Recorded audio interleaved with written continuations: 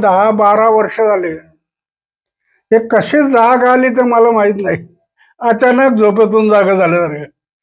तुमच्यासारख्या पक्षाने पार्ट्यांच्या धोतामध्ये वाटेल ते बोलायचं आणि वाटेल ते वागायचं असं नाहीये. माझ्यासमोर प्रश्न तोच आहे की एवढ्या वर्षानंतर कशी जाग आली ते मला कळलं नाही. हा, त्यांचे मी काही मंत्री घरी पाठवले पूर्वी, पण ते 12 वर्षापूर्वी. 12 वर्षानंतर आता जाग आली. एक तप गेलं झोपेचं आणि 12 वर्षानंतर बोलायला लागला. हे शरद पवारांचं नातलग आहे ना, पद्मसिंह पाटील. तर त्याला मी ज्याला त्यांचे पुरावे काढले ते राग येणार. मग ते समाजाच्या हितासाठी न काढणं हा दोष आहे.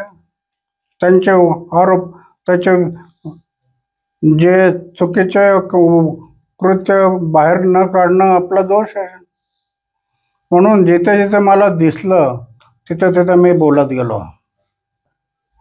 पण हे आज अचानक कसं जाग आले मला माहित नाही. प्रत्येक पक्षाने पार्टीमध्ये समविचारी लोक असतात. तसे अवॉर्ड आणि हे समविचारी लोक आहेत. त्यांना दुसरं दिसतच नाही. अंधारी डोळ्यावर आल्यासारखं ते एकच, असं त्यांची सवय झालेली आहे. त्याचा आपण विचार करायचा नाही. आपण सत्याच्या मार्गाने चालत राहायचं. अरे, मी जर हवेत बोललो असतो तर तो या शरद पवारांचे 4 मंत्री घरी गेले नसते ना. घरी आपोआप गेलं काय? मी आंदोलन केले म्हणून तर घरी गेले.